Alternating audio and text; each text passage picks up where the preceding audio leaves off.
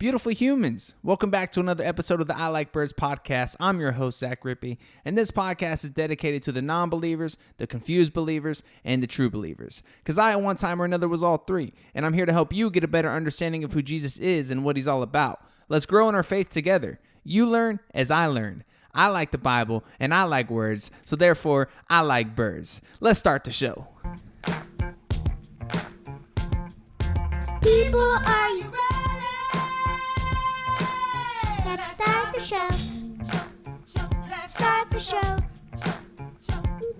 What's up, everybody? I'm feeling good. Hope you're having a great week so far. Hope it's been positive. Hope it's good vibes only. Hope it's lots of Jesus pouring in and out of your heart with people you've been talking to, and then just the way you're perceiving the world right now. There's a lot of lockdowns going on right now. You guys already know how I feel about that.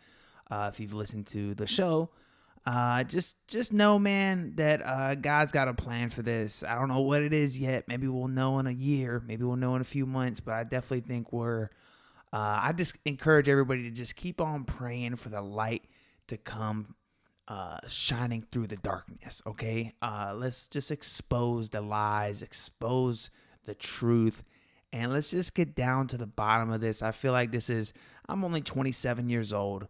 My hairline about 38, about 42, something like that, in that ballpark. But I'm only 27 years old, but I do feel that if you've studied history, you kind of see what is going on right now in a bigger way. You know, there's a lot of things going on. Is Great Reset, the Great Reset happening? Is communism on the verge, or socialism on the verge of happening in America? Tyranny, all this stuff just going on, authoritarianism, fascism. Who knows, y'all? Who knows? And I need to stop trying to indulge myself into studying history and reading up on just too much stuff, you know? So really going back to the basics here, guys, and I encourage you to do the same, which is just Bible, prayer, living your life to the best you can, but also being aware and not being afraid to live your truth and not just submitting to whatever somebody tells you and questioning authority, not just obeying it. Okay. So here we are. Let's have a good week. Let's have a good episode. Let's be in good vibes. If you guys heard the last episode, it was awesome. It was me and Paco Alicea, my best friend Armani's father. And if you're listening now and you haven't checked out the previous episodes, Armani's one of my best friends who passed away about 50-ish days ago. He had his accident while whitewater rafting, and he passed away about 40 days ago. And, man, we've been just going through all the motions of that, man. His family obviously is going through it. I'm still going through it. Been thinking about him last night. And it was just cool, man. I had just thought that I just wanted to share with you guys, man. I was just thinking about who he was as a person, like in our friendship. And I just randomly was laying in bed, you know, praying and just thinking about him. And I just started thinking about how good of a listener he was. But not just that, he was so good at asking questions, right? He would ask questions and then he would listen, and he would ask better questions and he would listen. And then I also just realized he really shared with me so much about his life and his family's life, because like when I was talking to Paco, I kind of knew some of the things he was already referring to and already talking about, because Armani shared a lot with me, you know. And it's just cool to have friends like that, you know, like friends that are not afraid to open up or aren't trying to be cool, and just kind of just keep it real. And that's one thing I just really appreciated about Armani, and pretty much his whole family, man, is just like that as well. They're just some real ones, man. So I encourage you guys to just be grateful for the real ones in your life, and always seek truth, man. Always seek truth. And that's what Armani's life was, you know. So I miss my friend. I could talk about him all day. Check out the episode with me and his dad. His dad got super real on there, and is definitely a spiritual leader that we can all look up to and just kind of know how to become a man. And just listening to that hour conversation, I think it would really benefit you. So if you haven't listened to it, check it out. It's also on YouTube. It's actually the first video episode of the podcast. So if you guys don't mind, I would really appreciate it if you guys actually subscribe to it on YouTube, because I have 5 subscribers on YouTube. That is pathetic. That is so sad. And over 100 people listened to it or watched it on YouTube. and only 3 people subscribe. So I'm going to need the subscribers go a little bit higher because I'm trying to do more video of the guests that do come on this show, because Zoom has a great software where when I talk, the camera's on me. When he talks, the camera's on them. And I'll be honest with you guys, doing the video takes so much longer to edit, and it takes so much time out of my day, my free time when I could be with my family or studying for my my Bible college, or doing a podcast, or reading the Bible, or writing, or working out, or working, or so many other things that I have my hands in. So taking the time to edit it really does take a lot out of me, and I want to give you guys a good product, and just especially when there's a guest on, I want to give you guys a full visual. So just do me a favor and subscribe to the podcast on YouTube. It's I Like Birds podcast on YouTube. That would be super helpful. That's the only thing I'm going to ask you to do for this episode. This episode is going to be great, man. I wrote this the other night. I was deep in it. I was deep in my prayer, and I was praying beforehand this episode as well.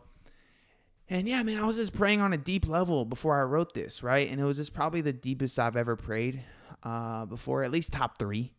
When I say deep, I mean like the words just kind of flowed out like never before. And I whisper prayed, because I do believe that like when you speak quietly, but you're loud enough to like help yourself focus on what you're saying, I think that that's a more efficient way of praying. And I just kind of liked it more. And halfway through the prayers, these words came out of me that I feel like weird sharing with you guys, but at the same time, it's just what happened, man. It's what happened when I was praying. I was like, maybe, I don't know, let's just say 30 seconds in.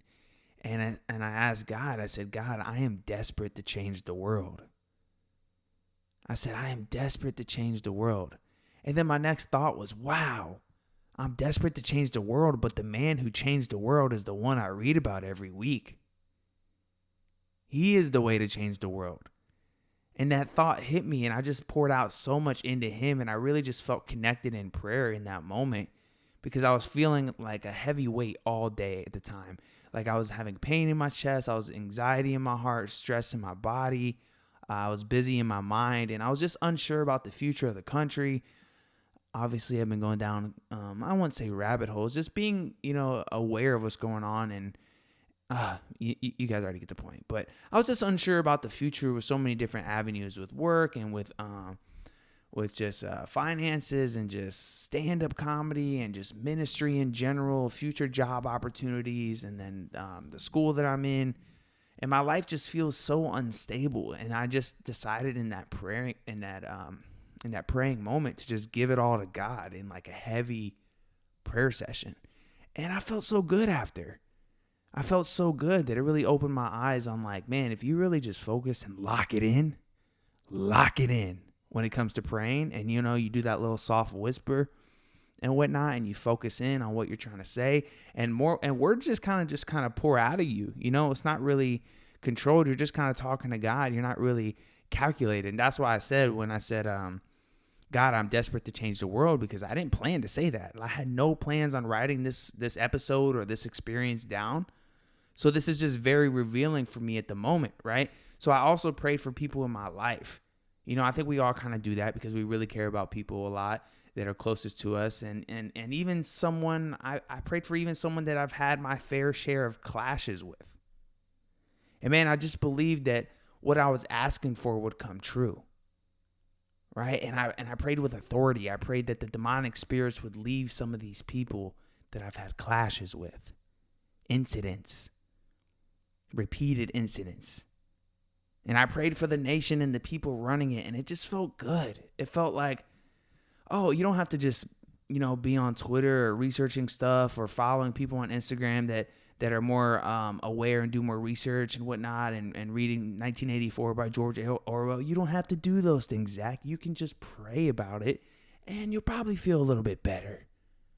Because your boy been paying attention to way too much of the stuff with all the shutdowns and the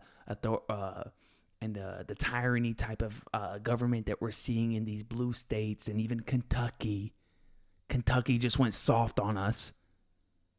Kentucky voted so red, but then they got soft on us, and they shut down. Shout out to Lauren and Brandon, my My brother and sister-in-law in Kentucky with their 3 kids who just had a baby. Now they have to shut down, and my sister-in-law Lauren is a nurse, and that's a bummer, right? So I'm sure she still has to work. She just had a baby, so I think she has a few weeks off. So hopefully that's the case. But still, it's just a bummer, man. Shutting down, man. It's like, I don't think anybody wants that. They don't work. We saw they didn't work the first time. Clearly, masks don't really work that well if we're still having these spikes in COVID. And they're not even counting flu numbers this year. They're just merging it all together. And what we're seeing right now, and I even went on a deep dive, like I've been telling you guys, on the Great Reset plan that they're planning in this nation and many other nations, as well as mandatory vaccines and epidemic laws. Okay? And I tell you this so when it happens and you start seeing it, you can't be like, oh, nobody told me. Zach Rippey told you. Okay? And of course, I'm praying against it. I don't want this to happen, but you're seeing it right now in Canada. The prime minister, if that's what you call him, or the person in charge, put out this video about like, this is a part of our plan for the 2030 Great Reset of climate and economics and this and that. And he's like openly telling, it looked like a Hunger Games video. Like it was legit scary. It was like he was a villain. Like a guy that's in control, but is a villain. Look it up. Look up like Canada Prime Minister, Great Reset. You'll see what I'm talking about. Okay. First subscribe on YouTube and then do that. Okay. Anyway, and then this is kind of a cool story, y'all, because this is real stuff that's happening across the nation that doesn't get a lot of coverage because there's so much nonsense in our media right now. Okay. I don't know if you've noticed that, but the media is trash. Trash. Basura means garbage in Spanish. Okay. And Denmark had you haven't seen this, but maybe some of y'all have seen it, but Denmark had a law that they were trying to implement about mandatory vaccines, who has to get it, who can do this, who can do that, an epidemic law that went way too into basically eliminating all freedom of people and all freedom of choice, you know? So Denmark had a law get dropped. That law get dropped after 9 days of protesting with banging pots and pans outside a government building for 9 days straight. Banging pots and pans. And it really reminded me of the story in Joshua of the walls of Jehrico being knocked down from the people marching around the walls and shouting until they fell down. It really reminded me of that. You know, I saw it. I did some homework on it. And even the spirit of the people were like, you know, they had goosebumps. They had, you know, they were, their voice was shaky because they were emotional because they legit thought this was the end of the life that they knew. And luckily, thank God, they decided to drop that law because of all the insane protesting. And they were just banging pots and pans like savages out there, you know, like, I don't know. It's pretty inspiring. It's a powerful story in the Bible. And it's a powerful story of what happened in Denmark. This was like 3 or 4 days ago. So go check it out, y'all. It was crazy. But let me say that. I'll tell you that to tell you this. My stress levels were at an all-time high because of what I've been seeing and with planned cyber attacks and the epidemic laws and just government telling you what you can and you can't do in your own house on Thanksgiving. It's madness. The levels of control they are taking over a virus with a 99.5% survival rate of all tested patients, not even including those who had the virus but didn't go run and get tested. Cough, cough, the rippies.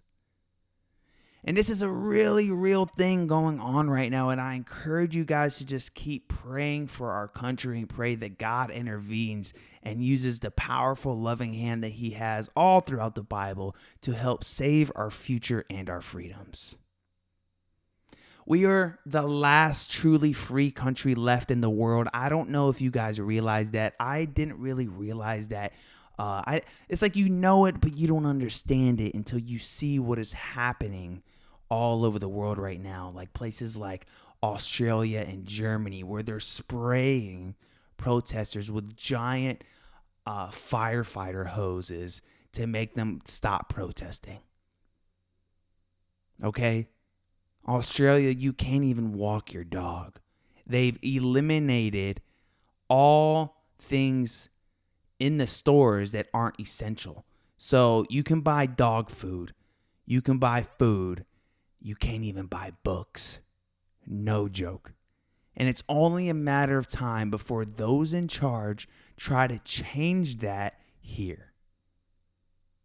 Okay? It's only a matter of time before those in charge try to change that same kind of authority and government control here. All right? Billionaires, big tech billionaires, big pharma, government entities, they're all connected. And I just pray that the light of God can shine in those meetings, in those decisions of our cities, our states, and our countries. And I just pray that the people rise up and the people will say no, and they don't just be sheep, okay? And I know you don't really want to get in it like that. And I get it. I don't want to get in it like that too. I just want us to be aware. I want the woke to wake up. Okay? That's really what I want here. Just the woke to wake up. Because once the woke wakes up, we put the max down and we say, yo, what's up? Okay? You know what I mean? Like Ticketmaster, or not Ticket, was it Ticketmaster and Live Nation?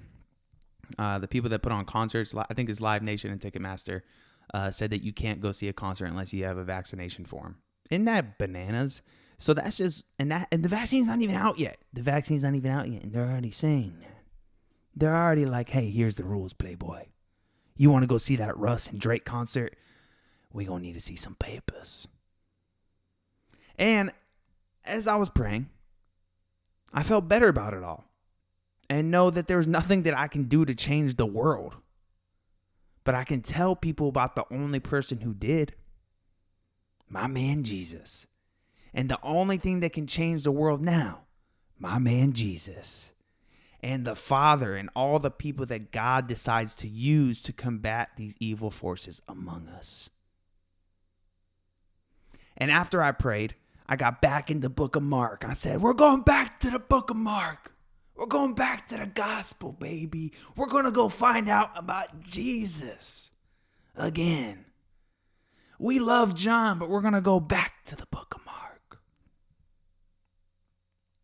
After like a week away, I said, let's open Mark again. Because God will speak to me through one of these gospels. And I'll be able to present the gospel to you guys in a way where it makes sense and it resonates on your life and it makes impact and it makes you see the Bible differently, see the world differently, see Jesus differently. And chapter 11 really spoke to me even more about this, of what I was already kind of feeling when I was praying, all right? Oh, that was my elbow. I think I'll leave it in. I won't edit that out. Show you guys that this is real, all right? I'm opening the book, all right? Bear with me. All right, chapter 11, and I do recommend you go read this yourself if you get some time tonight and really just sit on it. I actually sent it to one of my friends tonight that is going through a custody battle tomorrow, and I hope the verse I sent him really just sits well with him. You know, it has a lot to do with what I'm about to tell you guys too. Okay, so chapter 11, verses 22 through 23. You guys ready? I don't know if you're ready. You ready to hear the gospel of Mark and what Jesus said? All right, and then Jesus said to his disciples, have faith in God. And I tell you the truth, you can say this to a mountain, may you be lifted up and thrown into the sea, and it will happen. But you must really believe it will happen and have no doubt in your heart. I like that. And I don't know about you guys, but sometimes I pray with doubt in my heart. And it's not on purpose, obviously, but the doubt is there. And I don't know if it's because the person I'm praying for has yet to receive the prayer that I've been asking for continuously, or if I'm just impatient and my heart acts that way too when I pray, or if I think I'm asking God for too much in my prayers. And I can't really answer the why, but I can tell you that the doubt is there at times, and this verse really makes me be conscious of that. So when I do pray, I can actually train my heart to believe without a doubt it will come true. Jesus goes even further. Listen. In verse 24, I tell you, you can pray for anything, and if you believe that you've received it, it will be yours. And I've had this happen a few times, right? Verse 24, I've had this happen a few times. Prayers have been answered right in front of me. And I'll give you an example. If you go back to listen to day 1 of Rocking with Jesus, I kind of share something about that, about a prayer being answered like in that moment. It was crazy. And so prayers have been answered right in front of me before. And even some days, a few days later, sometimes a week or two later.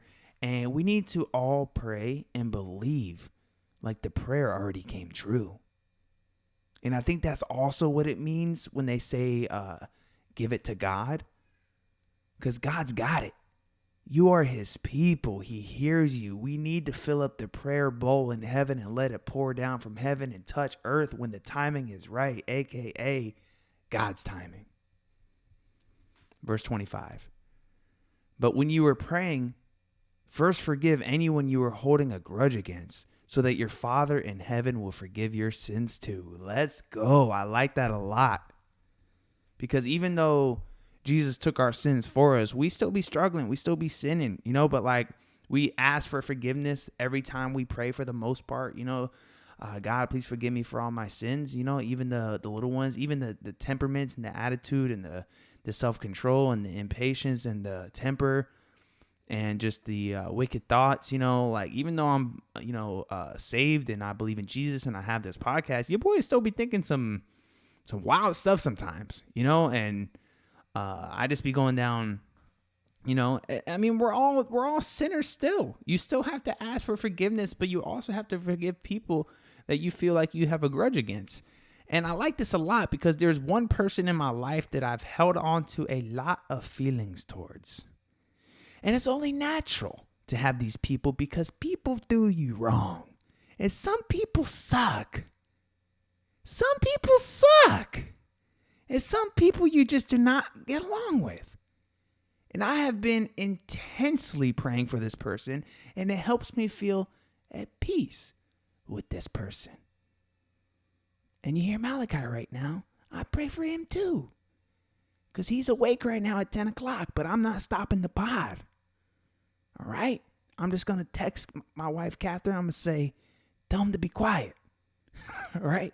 But back to what I was saying, I have been intensely praying for this person in my life that I've had some tribulations with.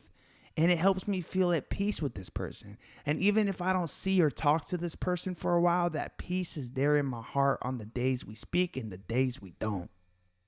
And I also learned how to show this person God based on the way I pray for them. And I feel like praying for your enemies is a powerful thing for both people involved.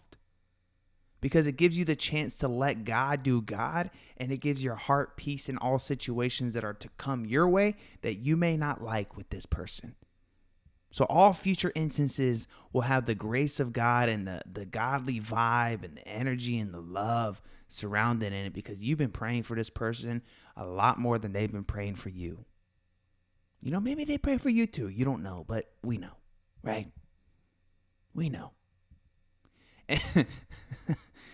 We know. We know who's praying and who's not.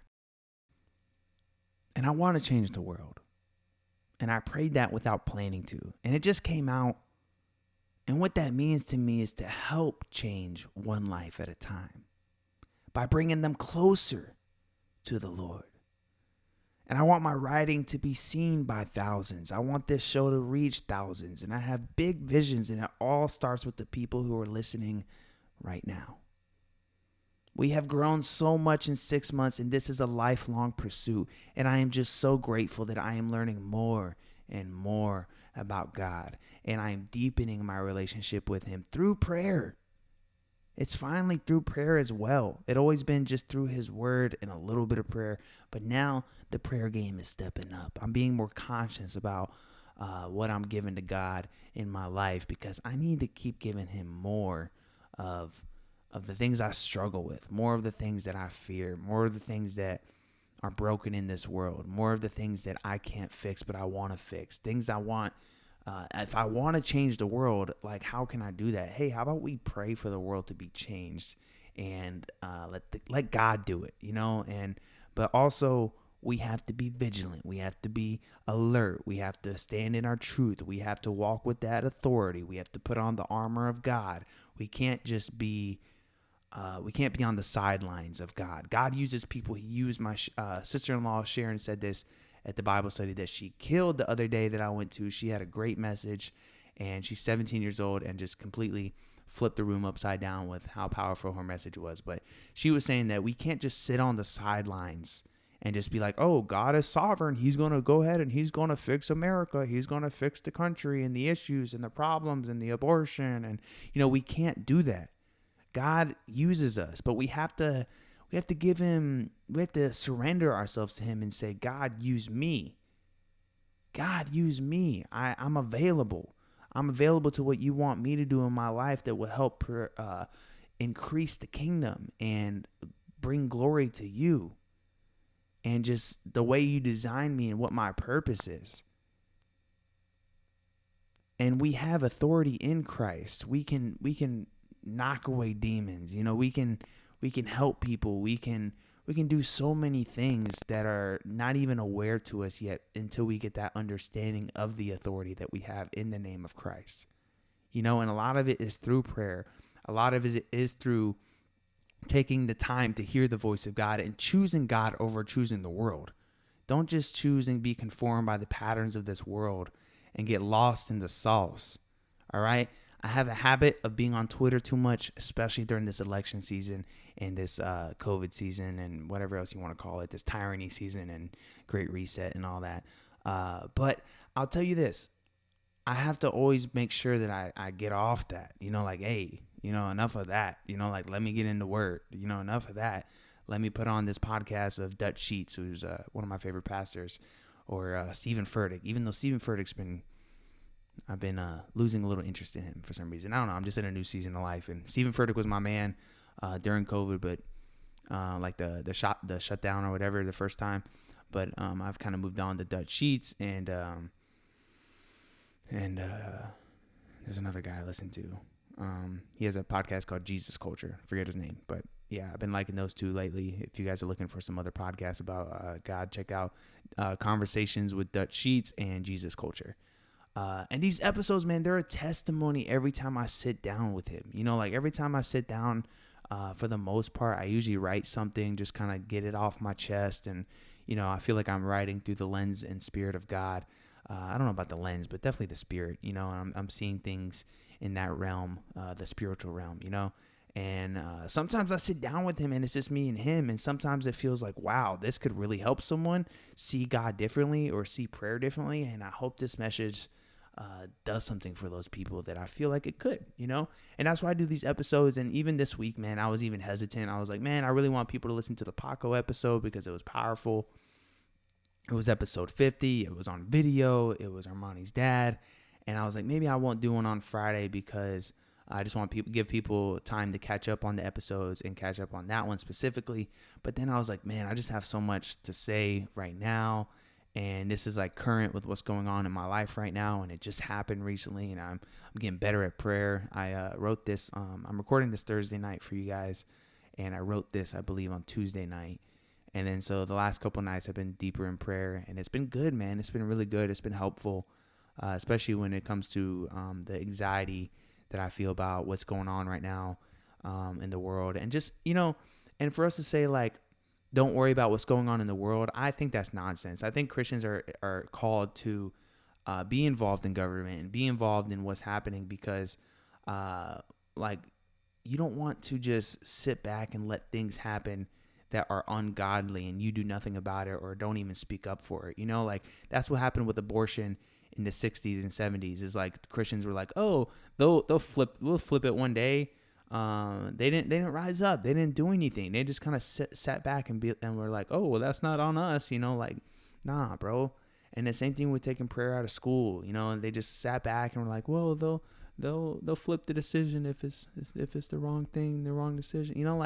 Just soft, man. I don't like soft. I can't stand that. And not saying I'm tough or hard, but at least I'm over here speaking truth.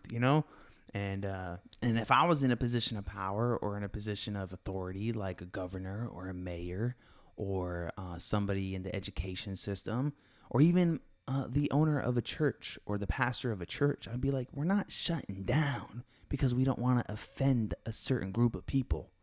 You know, like that whole, I'm going to do this because I don't want to offend this, and we're going to pretend we're saving lives. You know, like that's nonsense.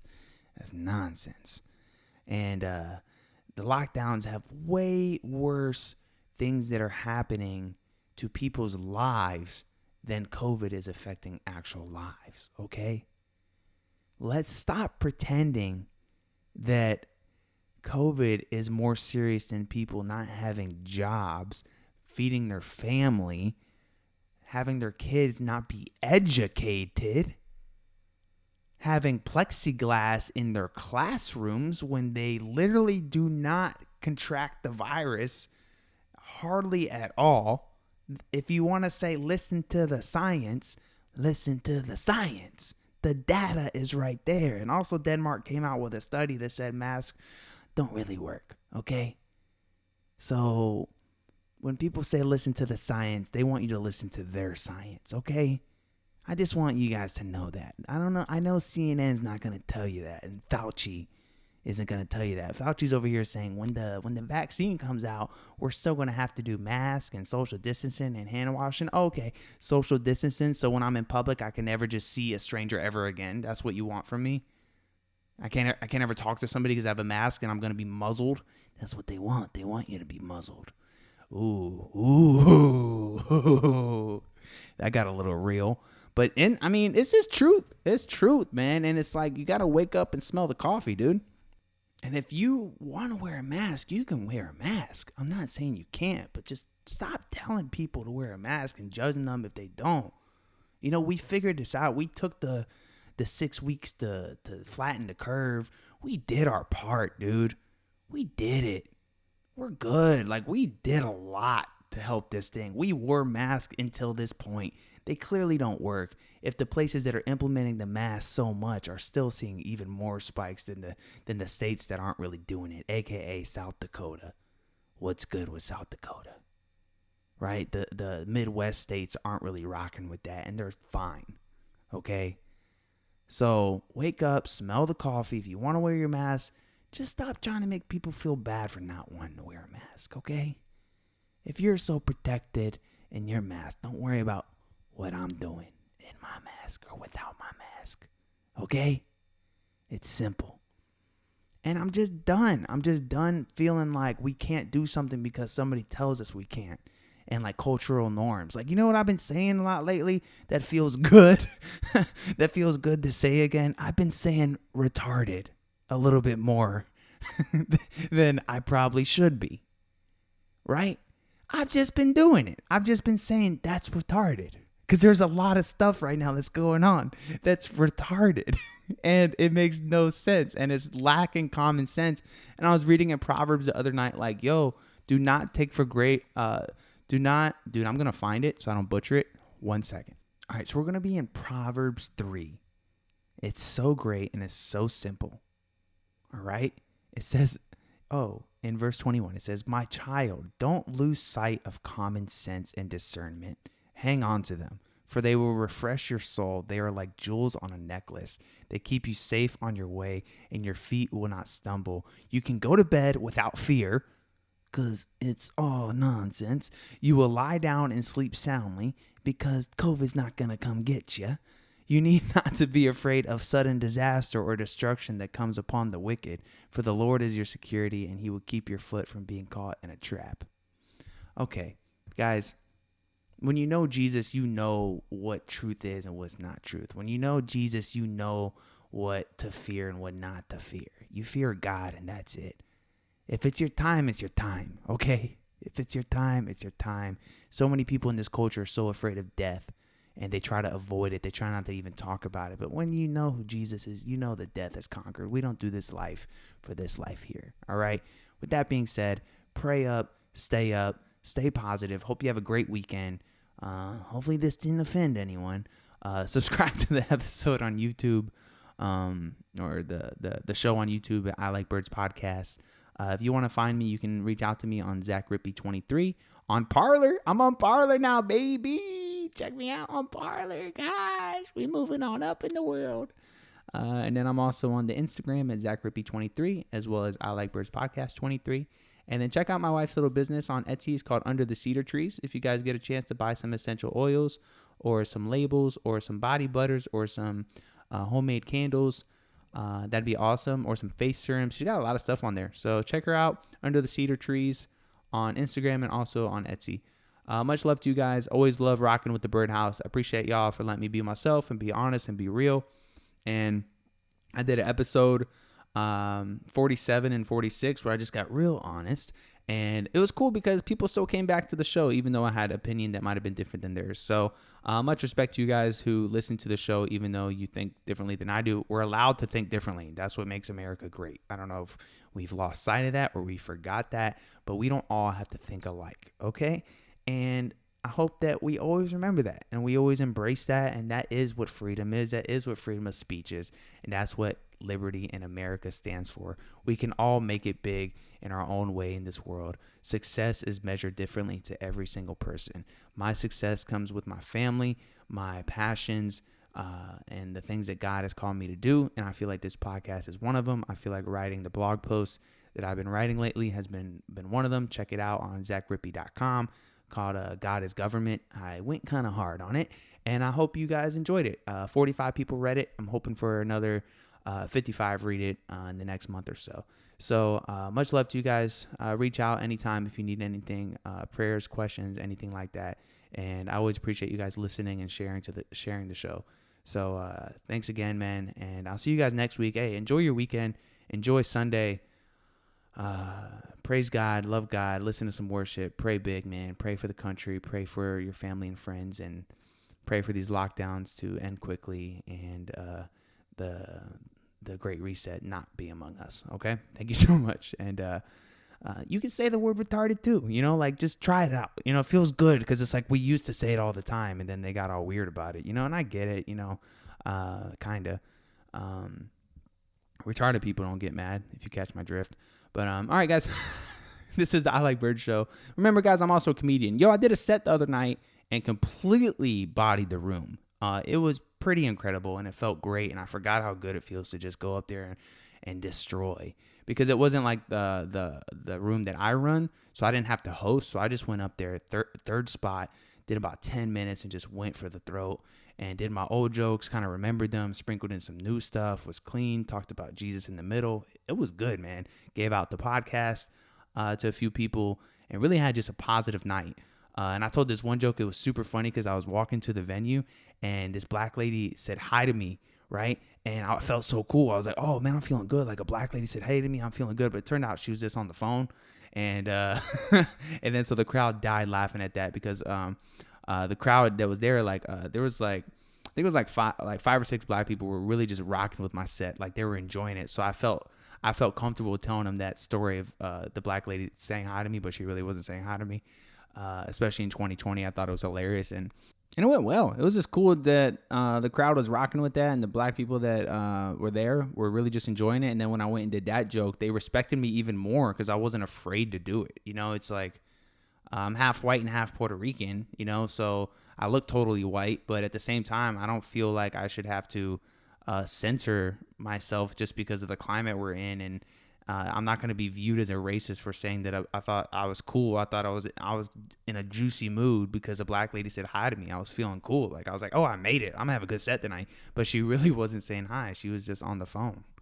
And the crowd loved it. And it just felt good to just, because I don't know, man. It's weird because I'm not really out in public that much as far as doing stand-up as much as I used to. So I don't really know like what the crowds are like. So it was just cool to see them on board with it. It gives me hope that like the future is still going to be made with some real ones, man. We're going to have some real ones still in the game. It's not everything that you see on the internet. And that's the problem, man. It feels like these people want the internet to be reality, and it doesn't feel that way still. It's still, I'm in Texas though, so I don't know about where you guys are at. I see some people be listening in Michigan, so in New York and California. So I don't know, maybe you guys that are listening that are out there, you guys feel a little bit different. So I hope you guys enjoyed this show. I hope you enjoyed blog post if you read it, and the past episodes. If you haven't had a chance to catch up on some, go ahead and do so over the weekend. They might change your life. They might help you learn something about Jesus. And I appreciate you guys so much for always listening and sharing. You guys are the best people in the world. And I can't wait to do this show one day for a live studio audience or something like that. Now I'm playing, but we'll see where the show goes. You never know. And I appreciate you guys as always. And tune in next week, Tuesday and Friday, baby. We'll be back. All right. One love.